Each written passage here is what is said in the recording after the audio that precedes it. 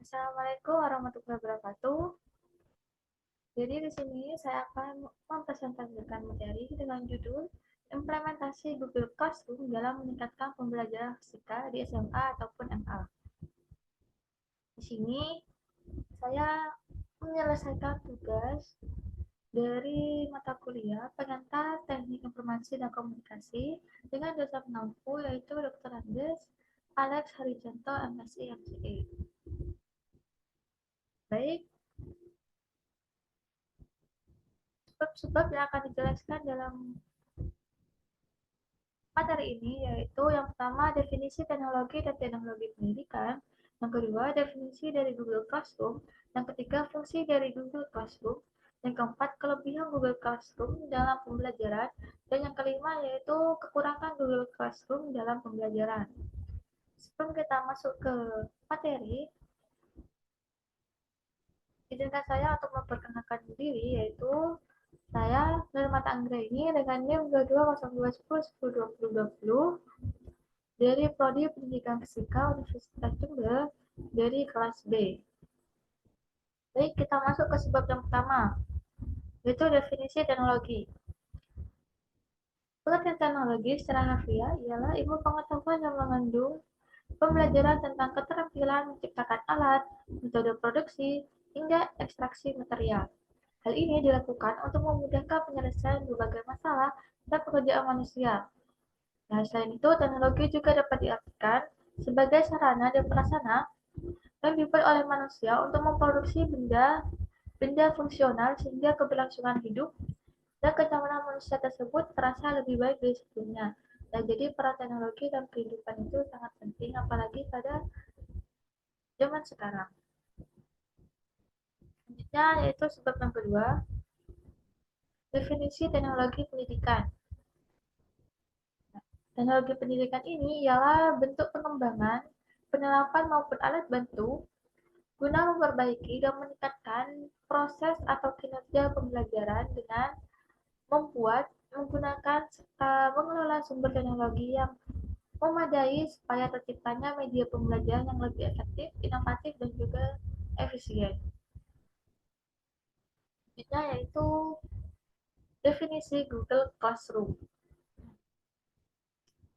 Google Classroom adalah layanan berbasis internet yang disediakan dan dikembangkan oleh Google untuk kegiatan e-learning atau pembelajaran daring, sehingga memudahkan guru dalam mengelola kelas dan meningkatkan komunikasi dengan peserta didik tanpa menggunakan kertas dan tatap muka secara langsung. Nah, di sini juga ada definisi dari Google Classroom menurut beberapa sumber. Yang pertama yaitu menurut Hakim pada tahun 2016. Menurut Hakim, Google Classroom adalah layanan berbasis internet yang disediakan oleh Google sebagai sebuah sistem e-learning. Yang kedua yaitu menurut Afrianti pada tahun 2018. Menurut Afrianti, Google Classroom ini ialah sebuah alat produktivitas yang didesain untuk memudahkan guru dalam menghemat waktu, mengelola kelas, dan meningkatkan komunikasi dengan peserta didik. Yang ketiga yaitu menurut Iskandar dan kawan-kawan pada tahun 2020. Menurut Iskandar dan kawan-kawan, Google Classroom ini ialah sebuah serambi pembelajaran yang dapat diperuntukkan terhadap ruang lingkup pendidikan yang dimaksudkan untuk membantu menemukan jalan keluar atas kesulitan dan dialami dengan membuat penugasan tanpa menggunakan kertas atau paperless. Dan yang terakhir yaitu menurut Corbin pada tahun 2019. Menurut Corbin, Google Classroom ini ialah platform pembelajaran campuran yang dikembangkan oleh Google untuk sekolah yang bertujuan menyederhanakan pembuatan, pendistribusian, dan penetapan tugas dengan cara tanpa kertas. Selanjutnya yaitu fungsi dari Google Classroom. Pertama yaitu kelas dapat disiapkan dengan mudah. Dan yang kita ketahui ini, Google Classroom cara penggunaannya yaitu sangat mudah. Sehingga ini sangat dapat membantu pengajar dalam menyiapkan kelas dan mengundang beberapa siswa serta asisten mengajar. Kemudian dalam aliran kelas tersebut, mereka dapat berbagi informasi seperti tugas, pengumuman, dan pertanyaan. Yang kedua yaitu menghemat waktu dan kertas.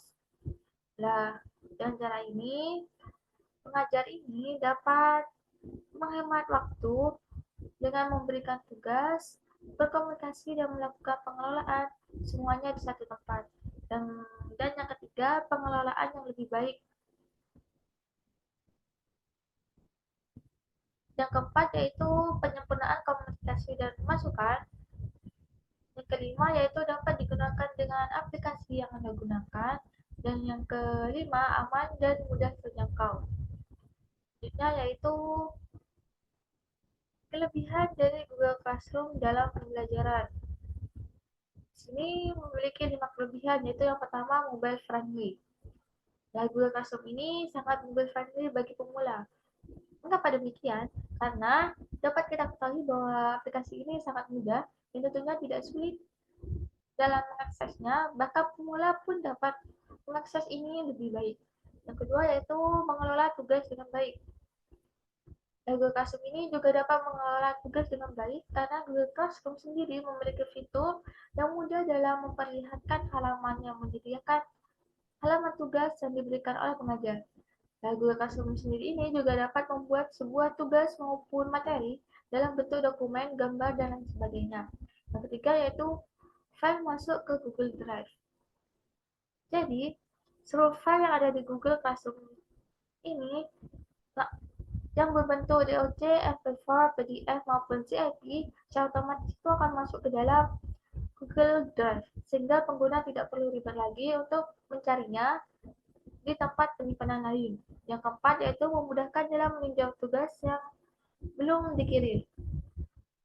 Nah, dengan adanya Google Classroom ini juga dapat meninjau kembali file tugas yang belum dikirim kepada pengajar, sehingga kalian tidak perlu cemas apabila nanti terjadi salah kirim tugas. Google Classroom ini sendiri juga memiliki fitur dari meninjau tugas yang belum dikirim. Dan yang kelima yaitu mudah melihat pengumuman yang diberikan oleh pengajar.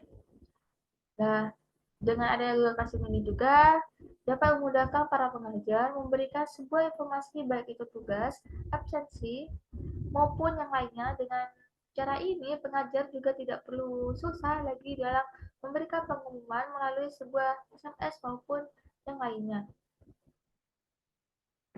Kita yaitu kekurangan dari Google Classroom dalam pembelajaran.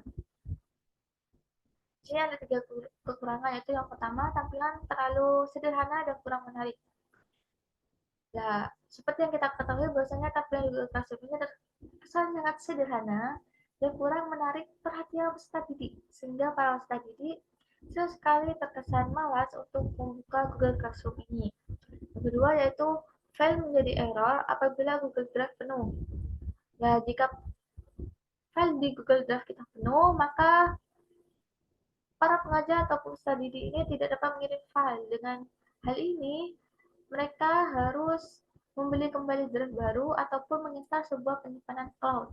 Yang ketiga yaitu waktu dalam mengirim tugas dapat diatur dengan bebas. Hal ini sangat tidak baik karena dapat membuat para peserta didik menjadi curang karena dapat mengatur waktu dalam mengirim. Seperti ketika para peserta ini telat dalam mengirim tugas, jadi mereka hanya bisa dapat hanya langsung dapat menyetel waktu untuk mengundurkan waktunya sehingga pengumpulan tugas tidak telat. Nah, seperti itulah materi yang saya jelaskan. Selanjutnya di sini buat kalian, apakah Google Classroom ini efektif dalam pembelajaran fisika? Nah, menurut beberapa penelitian mengatakan jika Google Classroom ini kurang efektif dalam pembelajaran fisika, tapi Google Classroom ini hanya efektif sebagai virtual class untuk beberapa mata pelajaran. Seperti yang kita ketahui ini, jika fisika ini merupakan ilmu yang mempelajari materi beserta gerak dan perilakunya dalam lingkup ruang dan waktu. Selain itu juga fisika ini sering berkaitan dengan beberapa kejadian alam yang membutuhkan sebuah praktikum ataupun sebuah kerjaan yang langsung dikerjakan di lapangan. Dan selain itu juga fisika ini berkaitan dengan sebuah perhitungan. Jadi untuk pembelajaran fisika menurut beberapa penelitian itu kurang efektif. Baik, seperti itulah materi yang mau saya sampaikan. Apabila ada salah kata ataupun kesalahan dalam saya menjelaskan ataupun kesalahan informasi dari yang saya berikan, mohon mohon dimaafkan. Sekian, terima kasih.